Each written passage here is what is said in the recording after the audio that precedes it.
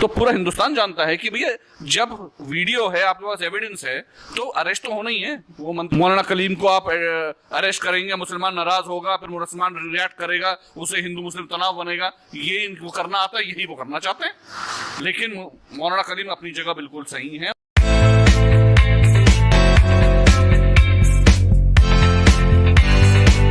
Hello दोस्तों, मैं अनीस और आप देख रहे हैं नेशनल एक्सपोज मीडिया। तो दोस्तों, अब हम अपने गंतव्य स्थान पर आ चुके हैं रटोल के अंदर, और हमारे यहाँ पर जो लोग बाग बैठे हुए हैं ये समर्थन में है, और हमारे एमएलए साहब जो एक हमारे भाई हैं, और उनसे उनका नाम जानेंगे, और वो इस समय एमएलए के चुनाव के लिए खड़े हुए हैं। सारी राजनीति के ऊपर बात करेंगे। उससे पहले हम जानेंगे कि ये किस पार्टी से हैं और किस पार्टी से ये अपना पर्चा भरने जा रहे हैं। चलिए बात करते जरा उनसे। जी, आप अपना नाम बताएं। मेरा नाम अहमद हमीद है और मैं राष्ट्रीय लोकदल से यहाँ पे उम्मीदवार हूँ और उनका कार्यकर्ता भी। अच्छा सर, आप ये बताइए, अभी जो लखीमपुर खीरी का जो केस हुआ है, इसके बारे में कुछ बोलेंगे? देखिए, ज़्यादा कुछ बोलना तो है नहीं। ये एक हत्या है जो भाजपा सरकार नहीं करवाई है, क्योंकि उनके मंत्री और उनका बेटा इसके जिम्मेदार हैं। किसान अपना आंदोलन कर रहे थे, जिसको आंदोलन करना तो हिंदुस्तान में हर किसी को इजाज़त है। उस पर आपको 2-3 दिन पहले आप एक स्टेटमेंट देते हैं कि जो लोग आंदोलन करेंगे उन किसानों को मैं देख लूंगा, और उसके 2 दिन बाद आप उन पर गाड़ी चढ़ा देते हैं। तो सोची समझी साजिश है ये। अच्छा, अभी ये आज तक की एक रिपोर्ट आई है और कुछ सीसीटीवी फोटोज वीडियोज भी आए हैं, उसमें और बयान भी आए हैं इसका केंद्रीय गृह राज्य मंत्री के बयान भी आए हैं, आजम मिश्रा साहब के। वो कहते हैं कि मौके पर मेरा बेटा था ही नहीं। भाई साहब, अगर ये वो मौके पे नहीं था तो गाड़ी से निकलता हुआ भागता हुआ लड़का कौन है? वो तो क्लियरली वायरल वीडियो में दिखा है कि जो गाड़ी से लड़का उतरा है वो उनका बेटा है। वो गाड़ी चढ़ते हुए की भी पूरी वीडियो है। तो अपने आप को बचाने के लिए आदमी तो झूठ बोल रहा है। बीजेपी तो जब से सत्ता में आई झूठ बोल रही है, कोई नई बात तो है नहीं। उनके लिए झूठ बोलना तो काम बात है। अच्छा, अभी जैसे कि सारी पार्टियां जा रही हैं वहां पर, और जो पीड़ित है पीड़िता के घर पर जा रही हैं, बीएसपी भी जा रही है, सतीश चंद्र मिश्रा भी जा रहे हैं, और आपकी ये कांग्रेस से भी जा रहे हैं, राहुल गांधी भी गए हैं, है ना, प्रियंका गांधी भी गई है, और अन्य लोग भी गए हैं। तो क्या बोलेंगे, आपकी पार्टी से कोई गया है वहाँ? जयंत चौधरी जी सबसे पहले वही पहुंचे। प्रियंका गांधी और चंद्रशेखर हो या कोई भी हो, ये बाकी जितने भी नेता है उन्हें तो पुलिस ने रोक लिया था। ये वहां पर पैदल चले हैं, बस में चले हैं, मोटरसाइकिल से पहुंचे। उन्हें तो अपना जैसे कैसे भी करके वो उसी दिन पीड़ितों के पास पहुंच गए थे। जैन जी सबसे पहले नेता थे जो उन पीड़ितों के पास पहुंच चुके हैं। अच्छा, आप ये बताइए कि जैसे कि वहां पर लोग बाग चले गए, विपक्ष वाले सभी नेता गए हैं वहां पर। आपने बताया कि आपकी पार्टी से सबसे पहले वहां पर नेता पहुंचे हैं, लेकिन वहां पर उनको किसी को गिरफ्तार कर लिया गया, हिरासत में लिया गया और नजरबंद कर लिया गया। कहाँ तक सही है, क्या देखते हैं?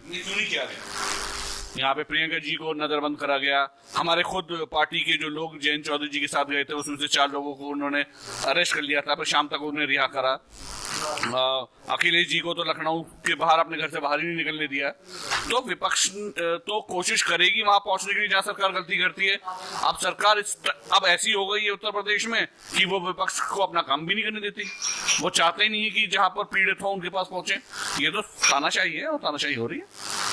अच्छा, आपको लगता नहीं है कि एक राजनीति हो रही है कि पीड़िता के घर पे जैसे विपक्ष के लोग जा रहे हैं, तो एक राजनीति हो रही है कि पीड़िता के दर्द के लिए कम, लेकिन विपक्ष को एक मौका मिल गया है जाने का?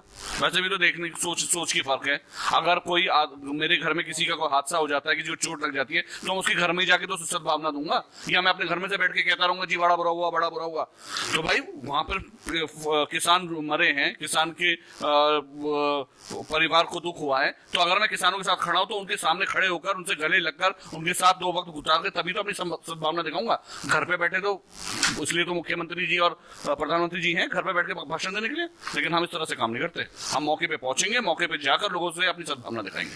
अच्छा, आपने कि 9 लोगों की मृत्यु हुई है इस घटना के अंदर, 3 उसमें बीजेपी कार्यकर्ता रहे हैं जिनकी मौत हो गई है, और 4 किसान लोग एक्सपायर हुए हैं इसके अंदर, एक पत्रकार और एक जो ड्राइवर थे उनके, वो घटना पर पर ही उनकी मौत हो गई है।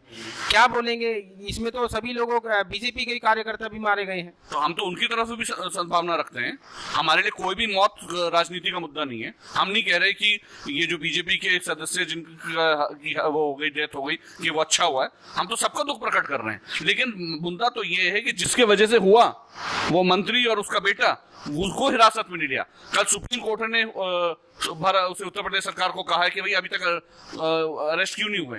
तो पूरा हिंदुस्तान जानता है कि भैया जब वीडियो है, आपके पास एविडेंस है, तो अरेस्ट तो होना ही है। वो मंत्री होगा या उसका बेटा हुआ, होते रहे। ऐसे राज्य मंत्री, केंद्रीय मंत्री तो बहुत होते हैं। आपकी राय के मुताबिक इस समय जैसे कि केंद्रीय गृह राज्य मंत्री है हमारे अजय मिश्रा जी, उन लोग बाग उनके इस्तीफे की मांग कर रहा है, विपक्ष उनके इस्तीफे की मांग कर रहा है कि जब ही निष्पक्ष जांच होगी, क्योंकि केंद्रीय गृह राज्य मंत्री जो है वो इस समय पे जो है उनके अंडर में ये प्रशासन आ रहा है। तो आप क्या देखते हैं, आप किस तरीके से देखते हैं इसमें? अच्छा, अभी तक तो उसे इस्तीफा खुद दे देना चाहिए था, और अगर वो इस्तीफा नहीं दे रहे थे तो अभी तक योगी जी को या पीएम साहब को उसे निकाल देना चाहिए था। इस्तीफा ना देने पर तो उन्हें बर्खास्त करना चाहिए था, और उनके बेटे को इस वक्त हिरासत में होना चाहिए था। सीधी सीधी बात है, इसके अलावा तीसरी कोई बात ही नहीं। बाकी वो कुछ भी करते रहे, और सोचने की बात है जब मंत्री होगा तो वो निष्पक्ष जांच होने कहां देगा, क्योंकि पुलिस उसके अंडर होगी, वो गृह मंत्री है भाई। अच्छा, पुलिस का मतलब एक न्यायालय का एक दावा है कि जब तक न्यायिक जांच में सारी चीज क्लियर ना आ जाए, फोटोज वीडियोस के अकॉर्डिंग, तो तब तक वो किसी को बर्खास्त कैसे कर सकते हैं, जब तक पूरा एक प्रोसीजर ढंग से क्लियर ना हो जाए। मतलब एक चीज होती है मॉरल रिस्पॉन्सिबिलिटी, वो हर नागरिक की होती है, और जो पद पे बैठे होते हैं उनकी सबसे ज्यादा होती है। जब वीडियो तो चले, जब कोर्ट में जाएगा मैटर, तो कोर्ट में अगर उनके खिलाफ मुकदमा होता है और वो हारते हैं जीते, वो तो न्यायालय तय करेगा। हमें पूरा भरोसा है अपने न्यायालयों पे। अब लेकिन जो हुआ है तो कोई देते जिम्मेदारी भी तो लेगा, प्रधानमंत्री जी लेंगे, योगी जी लेंगे, कोई तो लेगा। या तुम सबको मारने के बाद भी वहां बैठे रहोगे, फिर क्या न्याय होगा? न्याय हो ही नहीं सकता। मंत्री जी का कहना है कि सबसे पहले काले झंडे किसानों के द्वारा दिखाए गए थे, क्या बोलेंगे? तो दिखाए होंगे, किसानों ने दिखाया, तो किसान अपना आंदोलन ही तो कर रहा है। वो काला दिखाए, पीला दिखाए, हरा दिखाए, वो अपना दुख प्रकट कर रहा है, उसके खिलाफ जो हो रहा है उसका प्रदर्शन कर रहा है। अब इसका ये मतलब थोड़ी कि आप काला झंडा दिखाओगे तो उसके ऊपर गाड़ी चढ़ा दोगे। अगर मैं आज रटौर में चल रहा हूँ, कोई 2-4 लोग मेरे विपक्ष में हो, अगर मुझे काला झंडा दिखा देंगे, क्या मुझे उसे मारने की इजाजत मिल जाती है? ऐसा थोड़ा है नहीं। अच्छा, ये जो गाड़ी जा रही थी वहां से, 3 गाड़ी निकली है वहां पर, 45 सेकंड का वो वीडियो आया है निकल के, और 3 गाड़ी साथ के साथ निकल के जाती है। पहली गाड़ी जाती है, फिर दूसरी जाती है, फिर तीसरी जाती है। जो पहली गाड़ी है, और वो अजय मिश्रा जी ये बोलते हैं, मंत्री साहब ये बोल रहे हैं कि अगर मेरा बेटा वहां पर मौजूद हो तो मैं आज मंत्री पद से इस्तीफा दे दूं। अगर ऐसा है ही नहीं, पहली बात तो वही कह रहे हैं, दावा ठोक रहे हैं। अरे दावा ठोकने दो भाई, उसे तो अपनी औलाद बचानी है, उसे अपनी कुर्सी बचानी है। वीडियो में उसका लड़का गाड़ी से भागते हुए दिखा है, कोई भी देख लो, आपके फेसबुक में आपके पास भी आया होगा वो वीडियो, सबके पास आया है। तो उसके में तो कुछ भी बोलने से क्या फर्क पड़ता है? वो तो कुछ कह देंगे जी आंदोलन हो ही नहीं रहा था, या हम सड़क पे गए ही नहीं थे, या मैं हिंदुस्तान में था ही नहीं, तो कुछ भी बोलते, बोलने में क्या रखा है। अच्छा, आपको लगता है कि मंत्री पद पर होने के बावजूद ये एक निष्पक्ष जांच हो पाएगी? भाई साहब, मुझे अपने कोर्ट पे पूरा भरोसा है। मुझे पूरा भरोसा है कि इसकी जांच चाहे वो सीबीआई से करवाएं, चाहे सीआईडी से करवाएं, वो किसी और एजेंसी से करवाएं, लेकिन हाँ जांच होगी, क्योंकि मौके पे लोग मरे हैं। ये ऐसा नहीं है कि हमने सुना है, इसका वीडियो है, लोग मरे हैं, नेता वहां पहुंचे हैं, खुद बीजेपी के 3-4 लोग उसमें शहीद हुए हैं। तो भाई जब लोग मरे हैं तो उस पर जांच होगी ना। 45 लाख रुपया देने की बात कर रही है बीजेपी सरकार, जो सेंट्रल गवर्नमेंट है, वो 45 लाख रुपए देने की बात कर रही है मृतकों के परिवार को, और प्लस में एक सरकारी नौकरी, गवर्नमेंट जॉब देने की बात कर रही है।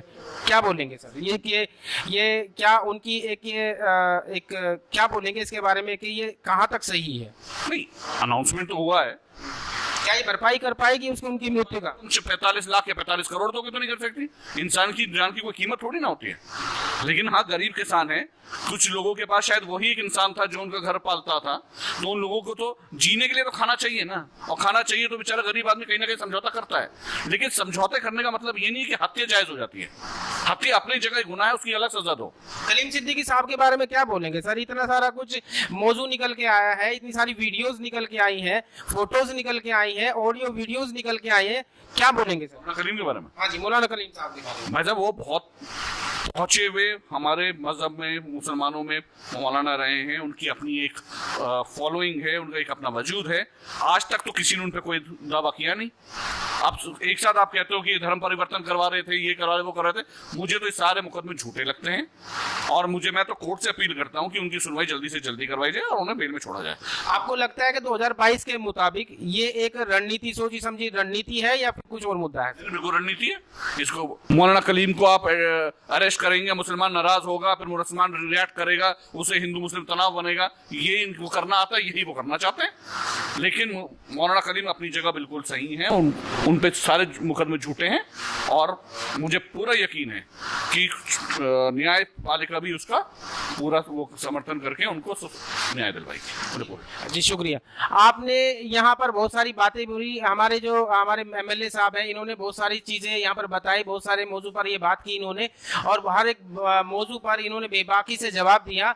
आने वाले चुनाव में ये अपना एक पर्चा भरने वाले हैं, प्रत्याशी हैं। फिलहाल बड़ी बेबाकी से इन्होंने जवाब दिया। आप देख रहे थे नेशनल एक्सपोज मीडिया, मैं अनीस, और आप हमारे चैनल को लाइक करें, सब्सक्राइब करें और कमेंट्स करें। हो सकता है कि अगला वीडियो आपकी प्रॉब्लम्स पर हो,